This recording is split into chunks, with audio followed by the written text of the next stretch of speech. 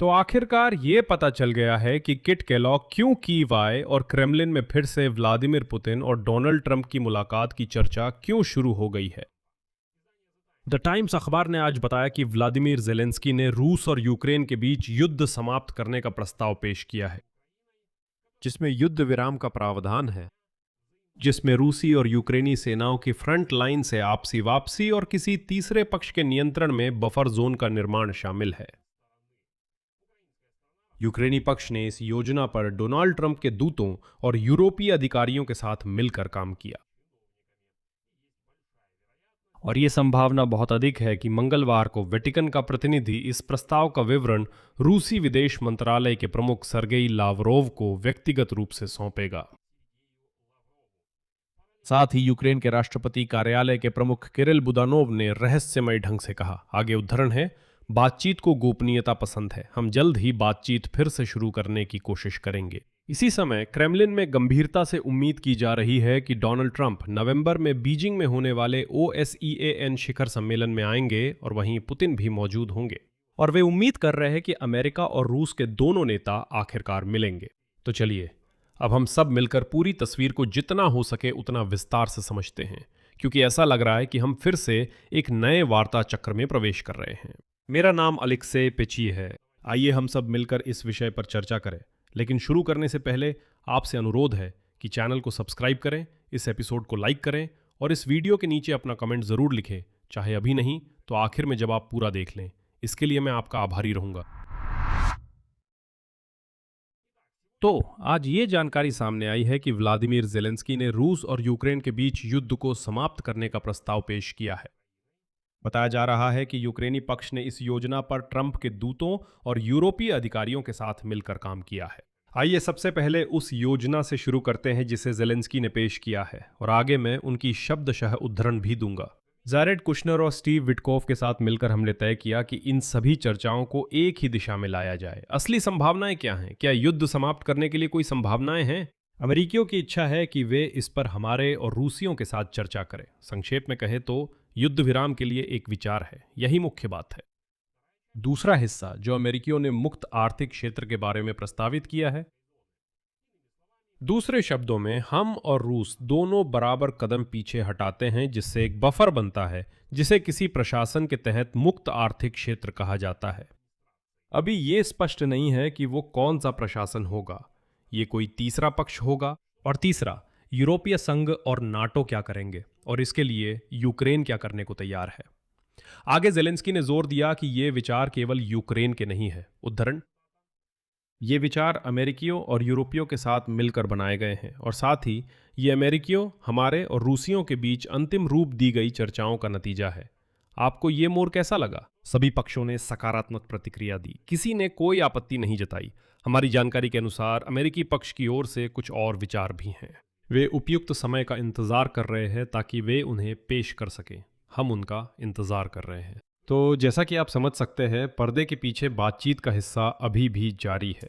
चाहे सभी पक्ष सार्वजनिक रूप से कुछ भी बयान दे, लेकिन पर्दे के पीछे बातचीत चल रही है और ऐसा लगता है कि कुछ रूपरेखाएं भी पहले से तैयार है, जिनसे अमेरिकी, यूक्रेनी और रूसी सभी सहमत हैं। कुल मिलाकर नए शांति योजना का सार ये है कि युद्ध विराम हो जाता है, यूक्रेनी और रूसी सेनाएं फ्रंट लाइन से बराबर दूरी पर पीछे हट जाती हैं और उनके बीच की जो जोन है वो किसी तीसरे पक्ष के नियंत्रण में एक स्वतंत्र आर्थिक क्षेत्र बन जाती है। इसी दौरान ट्रंप के पूर्व प्रतिनिधि कीथ केलॉग ने कहा कि इसका ये मतलब बिल्कुल नहीं है कि पश्चिम और सबसे पहले अमेरिका कब्जा की गई क्षेत्रों को रूसी मान लेगा।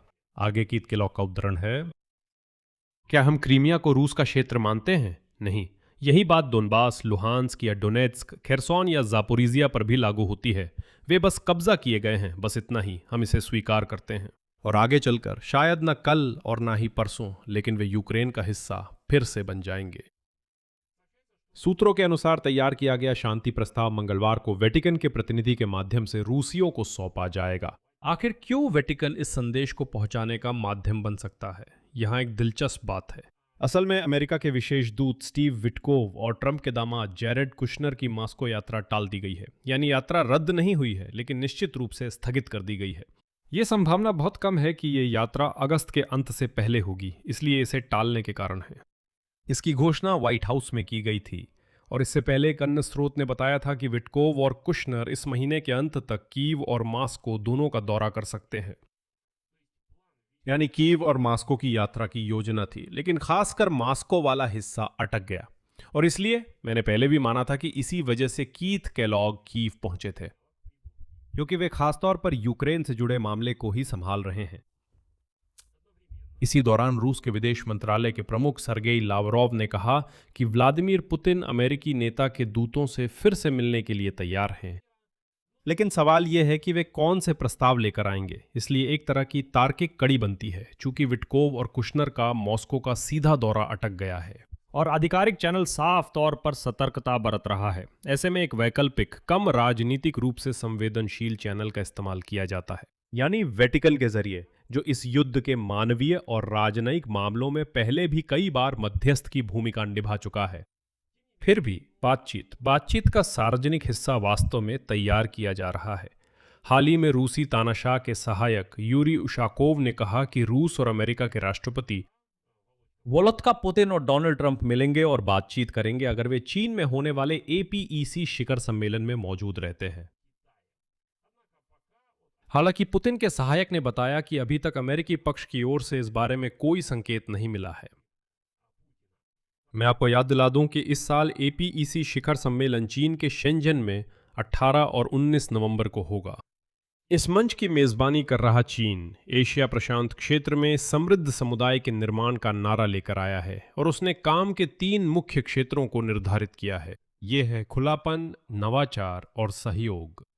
साथ ही मैं याद दिला दूं कि सितंबर में ट्रंप वॉशिंगटन में शी जिनपिंग की मेजबानी करेंगे। अब आइए बुदानोव के बयान को याद करें और यहां यह जरूरी है कि उसके अर्थ को सरल ना बनाएं।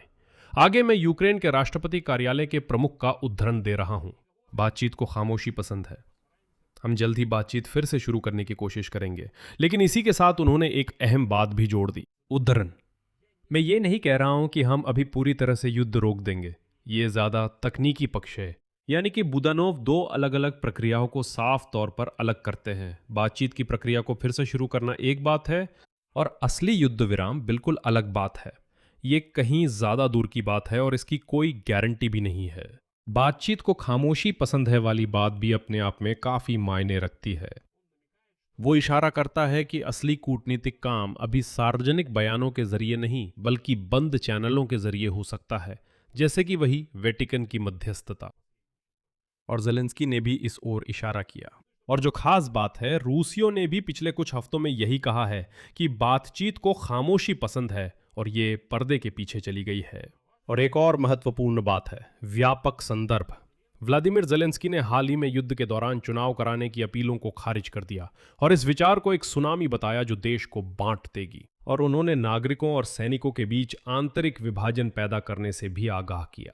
ये पूर्व रक्षा मंत्री मिखाइल फेडोरोव की सैन्य चुनावों की अपील पर एक सीधा सार्वजनिक जवाब है, जिसके बारे में हमने एक अलग एपिसोड में चर्चा की थी। लेकिन यह भी एक संकेत है कि राष्ट्रपति कार्यालय शांति प्रक्रिया के नए दौर पर ध्यान केंद्रित कर सकता है और इसके नतीजों के आधार पर ही कुछ फैसले लिए जाएंगे।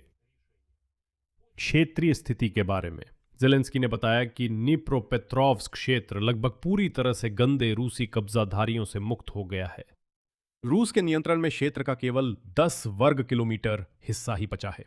उन्होंने 2026 के अंत तक क्षेत्रीय समानता हासिल करने का लक्ष्य बताया। रूस ने इस साल यानी 2026 में 990 वर्ग किलोमीटर क्षेत्र पर कब्जा किया है। इस साल यूक्रेन ने 820 वर्ग किलोमीटर क्षेत्र वापस हासिल किया है। ज़ेलेंस्की ने कहा कि एक और स्थानीय अभियान अगस्त के अंत तक पूरा हो जाना चाहिए, लेकिन अभी तक उन्होंने ये नहीं बताया कि वो कौन सा अभियान है, यानी यहाँ रहस्य बना हुआ है, कुछ योजना बनाई गई है। और आज, वैसे मैंने भी ऐसी अंदरूनी जानकारी सुनी है कि आज नहीं, लेकिन आने वाले कुछ दिनों में यूक्रेन की रक्षा सेनाओं ने कुछ योजना बनाई है, इसलिए रूसियों के लिए मुश्किलें होंगी। और इसी समय ज़ेलेंस्की ने आज बताया कि रक्षा बजट में 27 अरब डॉलर की कमी है और अभी तुरंत कहीं से ये पैसे जुटाने होंगे। वो कहते हैं रक्षा के लिए जो भी पैसे रखे गए थे, जिनमें सैनिकों की सैलरी भी शामिल है, वो खत्म हो गए हैं। फिलहाल अभी पैसे नहीं है। अलग से एक नई संभावित खतरे की चेतावनी भी दी गई। अगर रूस अपने पूर्वी लक्ष्यों को हासिल कर लेता है तो पुतिन ने जनरलों को इस साल के अंत तक डोनेट्स्क और लुहांस्क के बाकी हिस्सों, जिसमें कॉन्स्टेंटिनोवका और स्लावियांस्क भी शामिल है, पर कब्जा करने की डेडलाइन दी है। तो फिर मॉस्को अपने 3 लाख नए लामबंद किए गए सैनिकों को दूसरे मोर्चों पर भेज सकती है, जिसमें ब्रयांस्क क्षेत्र से चेरनीहिव और कीव क्षेत्रों की ओर संभावित हमला भी शामिल है। फिलहाल ब्रयांस्क में रूसी सैनिकों का जमावड़ा नहीं हुआ है, लेकिन यूक्रेनी खुफिया एजेंसी सीमा के साथ साथ उनके सैन्य उपकरणों पर नजर रख रही है। और ठीक इन्हीं बयानों के साथ आज कीव में NB8 शिखर सम्मेलन आयोजित हुआ। उत्तरी यूरोप और बाल्टिक क्षेत्र के 8 देशों के नेता, Denmark, Estonia, Finland, Iceland, Latvia, Lithuania, Norway और स्वीडन, वे यूक्रेन के राष्ट्रपति जेलेंस्की के साथ यूक्रेन की वायु रक्षा प्रणाली को मजबूत करने पर चर्चा करने आए थे। शिखर सम्मेलन का फोकस बैलिस्टिक मिसाइलों के खिलाफ यूरोपीय क्षमता के विकास और इंटरसेप्टर तथा एंटी ड्रोन तकनीकों के उत्पादन में तेजी लाने पर है। ये शिखर सम्मेलन इच्छुक देशों का गठबंधन की बैठक से पहले हुआ, जो आज ही आयोजित की गई थी। खास बात यह है कि इच्छुक गठबंधन के शिखर सम्मेलन के बाद ही फ्रांस के राष्ट्रपति इमैनुअल मैक्रों ने घोषणा की कि इच्छुक देशों के गठबंधन के पहले संयुक्त सैन्य अभ्यास, जो ब्रिटेन और फ्रांस के नेतृत्व में होंगे, इस साल अक्टूबर और नवंबर में आयोजित किए जाएंगे। यानी ये पहले से गठित सैन्य गठबंधन बल है और वे समन्वित संयुक्त कार्य की प्रैक्टिस करेंगे। उन्होंने आगामी सैन्य अभ्यासों का जिक्र करते हुए यूक्रेन को समर्थन देने और युद्ध समाप्त होने के बाद उसे सुरक्षा की गारंटी देने में सहयोगियों की प्राथमिकताओं के बारे में बात की। और ये भी शांति प्रक्रिया की तैयारी में तेजी का संकेत देता है। इस पूरे विषय में एक अलग सवाल है, वास्तव में मुक्त आर्थिक क्षेत्र की अवधारणा का व्यावहारिक रूप से क्या अर्थ है। यानी हमने आपसे थोड़ी देर पहले चर्चा की थी कि विचार यह है कि दोनों तरफ से सेनाएं हटाई जाती है और उनके बीच का क्षेत्र मुक्त आर्थिक क्षेत्र कहलाता है। तो पिछले साल दिसंबर में ही जेलेंस्की ने कहा था, उद्धरण, अगर हम यहां एक मुक्त आर्थिक क्षेत्र बनाते हैं और इसमें लगभग एक असैन्यकृत क्षेत्र शामिल है, यानी भारी बलों को इस क्षेत्र से बाहर कर दिया जाता है, और दूरी उदाहरण के लिए 40 किलोमीटर हो सकती है, या शायद 5, 10 या 40 किलोमीटर, तब अगर ये 2 शहर क्रामातोर्स्क और स्लावेंस्क हमारा मुक्त आर्थिक क्षेत्र है, रूसी लोगों को उसी अनुसार अपनी सेना को 5, 10 या 40 किलोमीटर पीछे हटाना होगा। मतलब सिद्धांत समान है, दोनों पक्ष किसी निर्धारित रेखा से समान दूरी पर पीछे हटते हैं और अपने बीच किसी तीसरे प्रशासन के अधीन एक बफर छोड़ते हैं। यही बात वोलोदिमीर जेलेंस्की अब फिर से कह रहे हैं। 8 महीने बाद भी इसे अब भी प्रासंगिक और चर्चा में रहने वाली अवधारणा मान रहे हैं। उन्होंने तब पिछले साल दिसंबर में यह भी जोड़ा कि ऐसी किसी डील का फैसला खुद मतदाताओं को करना चाहिए। यूक्रेनी मतदाता जनमत संग्रह के जरिए, जिसे कराने के लिए कम से कम 60 दिन चाहिए, और असली युद्ध विराम भी उतने ही दिनों तक कायम रहना चाहिए। तो चुनाव का सवाल फिलहाल टल रहा है इस प्रक्रिया की उम्मीद में, लेकिन शायद थोड़ा बाद में। यहां मैं विराम लगाता हूं। अपनी राय, अपने निष्कर्ष इस एपिसोड के नीचे कमेंट में लिखें। चैनल को सब्सक्राइब करें, एपिसोड को लाइक करें और कोई भी अपनी टिप्पणी लिखें। बस इतना ही। अपना ख्याल रखें। सबको अलविदा।